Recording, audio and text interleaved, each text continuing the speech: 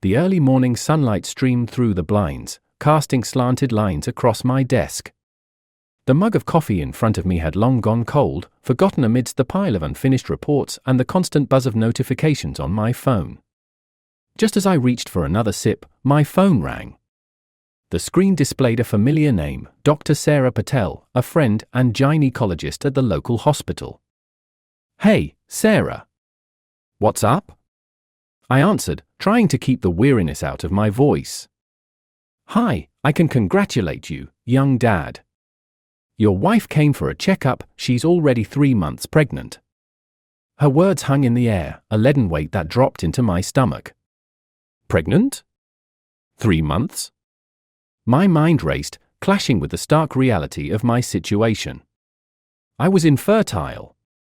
My wife, Lisa, and I hadn't been intimate for over 6 months. "Thank you," I replied quietly, barely managing to get the words out before ending the call. My hand trembled as I set the phone down, staring at it as if it could offer an explanation. The room closed in around me, the walls of my office suddenly suffocating. I forced myself to breathe, each inhale sharp and painful. Betrayal was an icy knife in my chest, twisting deeper with each second. I tried to replay the past few months in my mind, searching for clues I might have missed. The late nights, the unexplained absences, the sudden, guarded behavior. It all made sense now. I stood up abruptly, the chair skidding back with a loud screech. Anger surged through me, hot and unrelenting. I had to confront her. I had to hear it from her lips, see the guilt in her eyes. Grabbing my keys, I left the office without a word to my colleagues. The drive home was a blur, my mind a chaotic storm of thoughts and emotions. As I pulled into the driveway, I saw Lisa's car parked in its usual spot. She was home. Good. I entered the house, the door slamming shut behind me. The sound echoed through the silence, alerting Lisa to my presence. She appeared in the doorway of the living room, her smile faltering when she saw my expression. "James? What's wrong?" she asked, her voice tinged with concern. 3 months, I said, my voice barely more than a growl. "You're 3 months pregnant." Her eyes widened, a flicker of panic crossing her features. "James, I can explain." "Explain?" I interrupted, my voice rising. "Explain how you're pregnant when we haven't slept together in 6 months. Explain how, despite knowing I'm infertile, you're carrying a child." "Whose is it, Lisa?" Tears welled up in her eyes, but I felt no sympathy. "It's not what you think," she began, her voice trembling. "It was a mistake." A mistake?" I barked out a bitter laugh. "A mistake is forgetting to take out the trash. This is betrayal." She stepped forward, reaching out to me, but I recoiled as if burned. "James, please," she pleaded. "Let me explain." "Explain it to my lawyer," I snapped, turning on my heel and storming out of the house. I could hear her sobs behind me, but I didn't look back. Back in my car, I took a moment to calm down, to think clearly. My mind was already working, forming a plan. Lisa had betrayed me, and I wasn't going to let her get away with it. She had shattered the trust between us, destroyed the life we had built together. I would return the favor. Revenge wasn't a path I had ever considered, but now it was the only one that made sense. I would expose her, ruin her carefully crafted facade. She would feel the same pain, the same humiliation, that I felt. And in the end, she would regret ever crossing me. With renewed determination, I started the car and drove away, leaving behind the life I once knew. This was just the beginning. The real game was about to start, and I was ready to play. As I drive away from my house, the engine's hum seems to amplify the silence within the car. My mind races, replaying the last few minutes. The betrayal cuts deep, but my resolve to uncover the truth and seek revenge grows stronger. I need answers, and I know exactly where to start. I pull into the parking lot of my best friend Mark's apartment. Mark and I have been friends since college, and he's always been someone I can rely on. If anyone can help me navigate this storm, it's him. I knock on his door, and within seconds, it swings open. James? What's going on, man? You look like you've seen a ghost, Mark says, concern etched across his face. Can I come in? I ask, trying to keep my voice steady. Of course, come on in. As we settle in his living room, I recount the conversation with Sarah and the confrontation with Lisa. Mark listens intently, his expression shifting from shock to anger. That's unbelievable, he finally says, shaking his head. I can't believe she would do this to you. I need to find out who she's been seeing, Mark. I need to know the truth, I say, my voice resolute. Mark nods. I know a guy who might be able to help. He's a private investigator, Joe Reynolds. He's good at digging up dirt on people. If there's anything to find, he'll find it. Let's call him, I say without hesitation. Mark grabs his phone and dials Joe's number. After a brief conversation, he hands the phone to me. Joe, this is James. I need your help, I begin. Mark filled me in a bit. I'm sorry to hear what you're going through. Why don't you come by my office tomorrow morning, and we'll discuss the details. Joe's voice is calm, professional. Thanks, Joe. I'll be there. As I hang up, a small flicker of hope ignites within me. Maybe Joe can help me get to the bottom of this. The next morning, I arrive at Joe's office. It's a small, nondescript building, but inside, it's a different story. The walls are lined with filing cabinets, and Joe's desk is cluttered with papers and photos. Joe himself is a middle-aged man with sharp eyes that seem to miss nothing. James, nice to meet you. Sit down, Joe says, gesturing to a chair. Tell me everything. I recount the events once more, leaving nothing out. Joe listens, occasionally jotting down notes. I'll start with the obvious, tracking Lisa's movements, her phone records, social media activity. It might take a few days, but I'll find something, Joe assures me. Thank you, Joe. I appreciate it. I leave his office feeling a mixture of anticipation and dread. The next few days are agonizing. I throw myself into work, trying to maintain some semblance of normalcy, but it's a losing battle. Every time my phone buzzes, my heart leaps, hoping for news from Joe. Finally, after what feels like an eternity, Joe calls. James, I've got something. Can you come to my office? I'm there within the hour. Joe doesn't waste any time, handing me a folder as soon as I walk in. These are photos of Lisa with another man. His name is Michael Thompson. He's a colleague of hers at the law firm. I stare at the photos, my blood boiling. Lisa and Michael, laughing together, entering a hotel, leaving in the early morning hours. There's no mistaking their intimacy. Do you have proof that he's the father? I ask, my voice tight. Not yet, but I can get it, Joe replies. I'll need a bit more time.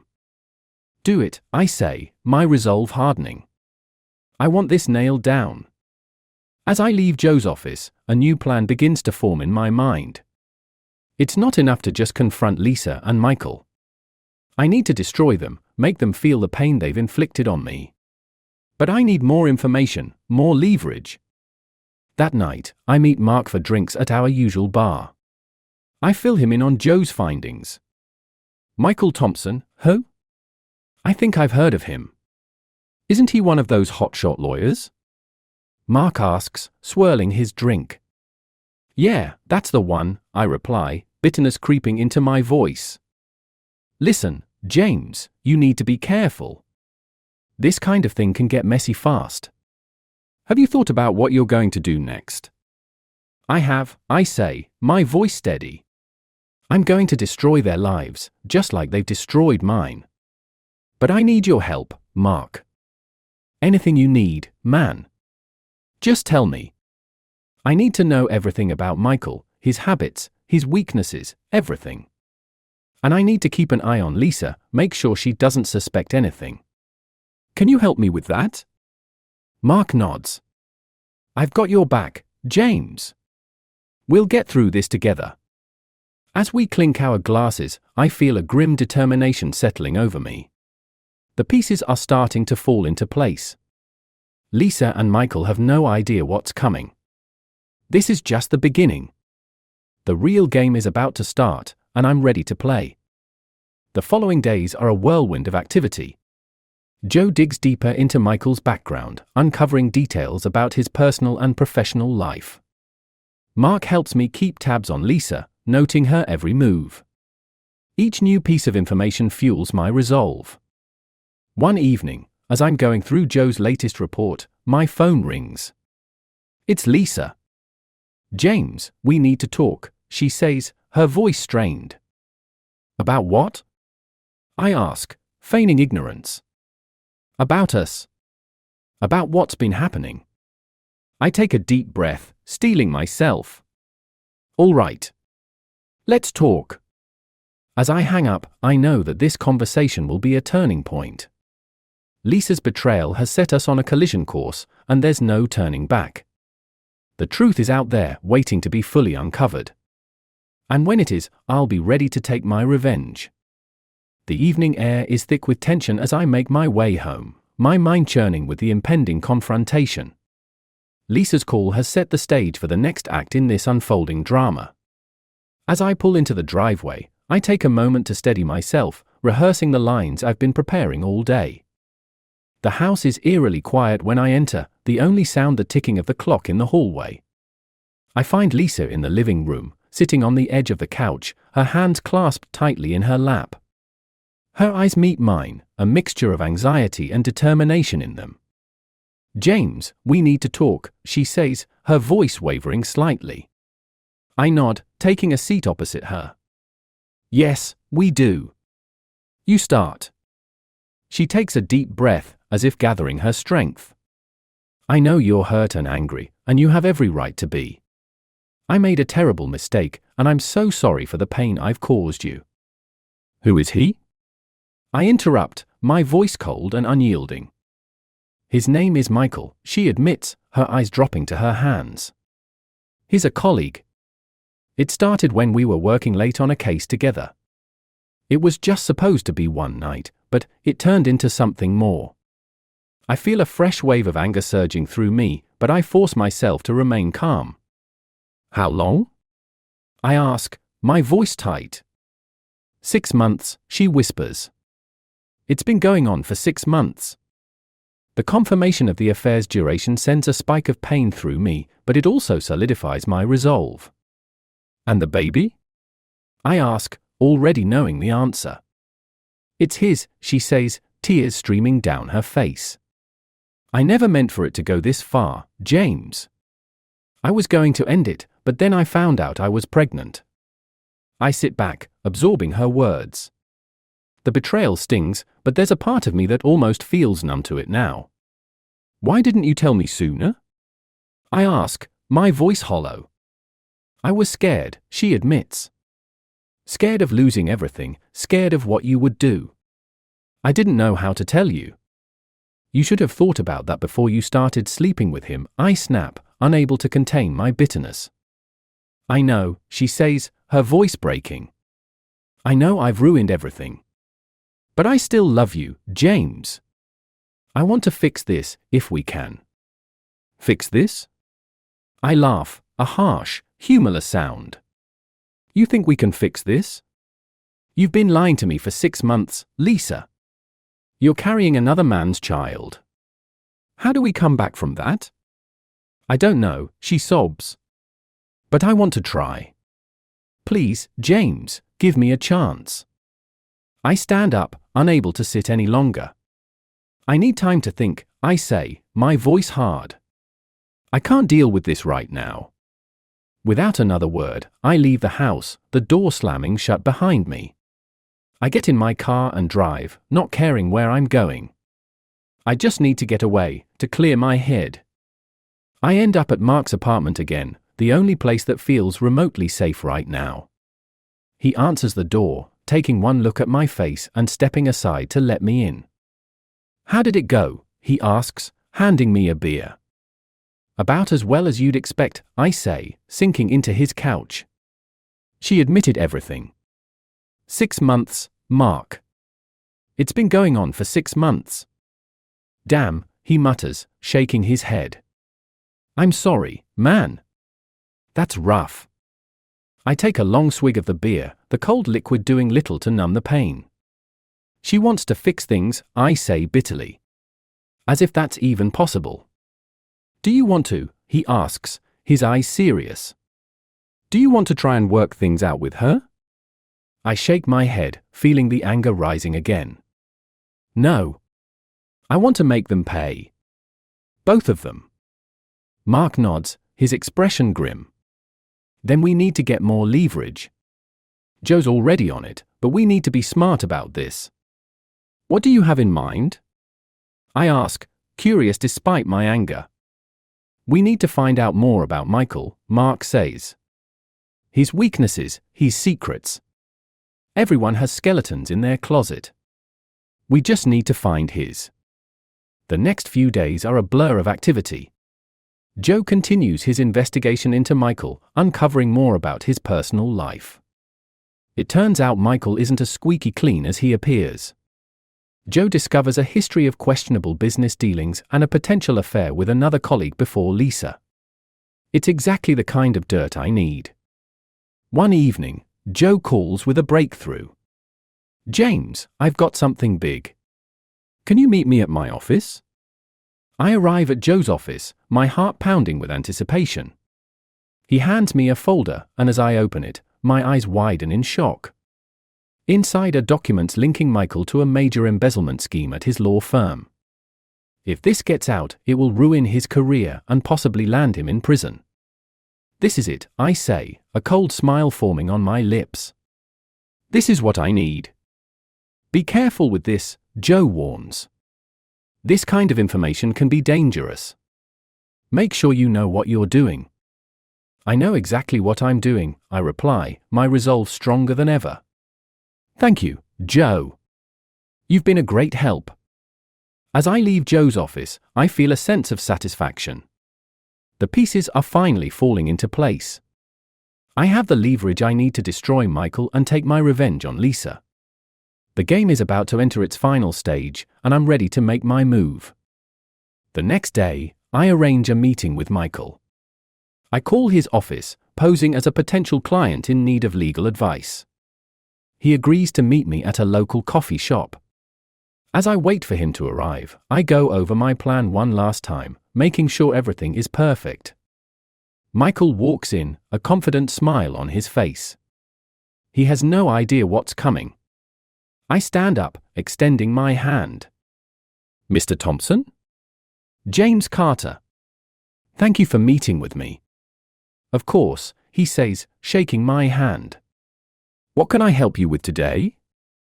I have a proposition for you, I say, sitting back down. But first, there's something you need to know. I slide the folder across the table, watching as he opens it. His face pales as he realizes what he's looking at. Where did you get this? He asks, his voice shaking. That's not important, I reply, leaning forward. What's important is what you're going to do to keep it from going public. Michael looks up at me, his eyes filled with fear. What do you want? I want you to leave Lisa, I say, my voice cold. End the affair and never contact her again. If you don't, I'll make sure everyone knows about your little embezzlement scheme. He swallows hard, nodding slowly. Okay. I'll end it. Just please, don't ruin my career. Good, I say, standing up. You have until the end of the week to break things off with her. If I find out you've contacted her after that, all of this goes public. Understood? Understood, he says, his voice barely more than a whisper. As I leave the coffee shop, a sense of triumph washes over me. The first part of my plan is complete. Michael is out of the picture. Now, it's time to deal with Lisa. When I get home, Lisa is waiting for me, her eyes red from crying. James, we need to talk, she says, her voice desperate. I know, I say, my voice hard. And we will. But first, there's something you need to hear. I pull out my phone and play the recording of my conversation with Michael. Her eyes widen in shock as she listens, her face turning pale. "Why are you doing this?" she whispers, tears streaming down her face. "Because you betrayed me," I say, my voice cold and unyielding. "And now, you're going to pay the price." As the truth sinks in, Lisa collapses onto the couch, sobbing uncontrollably. I watch her, my heart a mix of satisfaction and sorrow. The woman I once loved is now a stranger, someone who has caused me unimaginable pain. And while this is only the beginning of my revenge, I can't help but feel a pang of regret for what could have been. But there's no turning back now. The game is in motion, and I'm ready to see it through to the end. The days following my confrontation with Michael are a whirlwind. Lisa tries to talk to me several times, but I keep my distance. I need time to think, to process everything that has happened. My mind is a battlefield of conflicting emotions, but my resolve remains firm. I will see this through to the end. One evening, as I sit alone in my office, my phone buzzes with a text from Joe. "Joe, James, we need to meet. I found something you need to see." Curiosity piqued, I agree to meet him at his office. When I arrive, Joe's expression is grave. "What is it, Joe?" I ask, my anxiety rising. "There's something you need to know about Michael," he says, handing me another folder. Something I didn't uncover before. I open the folder and my eyes widen in shock. It contains documents linking Michael to a dangerous underground organization. There are photos of him with known criminals, evidence of illegal transactions, and worst of all, a plan to frame Lisa for embezzlement at her firm. "This is unbelievable," I stammer, my mind reeling. I dug deeper after our last meeting, Joe explains. Michael isn't just a cheater, he's involved in some very shady dealings. And it looks like he was planning to use Lisa as a scapegoat if things went south. A new wave of anger surges through me. Lisa's betrayal stung, but knowing she was being used and manipulated by Michael changes everything. I realize now that my revenge must be more calculated. I can't just destroy Lisa's life, I need to protect her from the true villain. "Thank you, Joe," I say, my voice firm. I know what I need to do. Back at home, I find Lisa in the kitchen, her eyes red from crying. "James, please," she begins, but I hold up a hand to stop her. "Lisa, I need you to listen to me," I say, my tone softer than it's been in weeks. "I've learned something about Michael. Something that changes everything." Her eyes widen in confusion as I explain what Joe discovered. As the truth sinks in, her expression shifts from shock to horror. "Oh my God," she whispers, tears streaming down her face. "I had no idea." "James, I'm so sorry." "I know," I say, taking a deep breath. "But we need to act fast. Michael is dangerous, and we need to expose him before he can do any more harm." Together, we come up with a plan. It's risky, but it's the only way to ensure Michael faces justice. I contact Joe, who agrees to help gather the final pieces of evidence.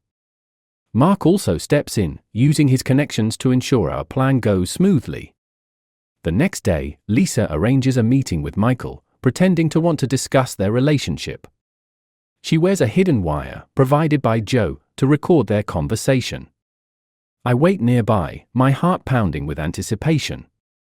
At the appointed time, Lisa and Michael meet at a secluded park. I watch from a distance as they sit on a bench, talking in hushed tones. I can hear their conversation through the earpiece connected to Lisa's wire.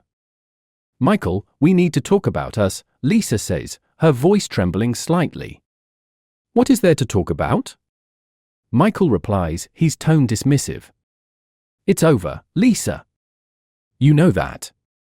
"But what about the baby?" she asks, her voice breaking. "You'll figure it out," he says coldly. "I have bigger things to worry about."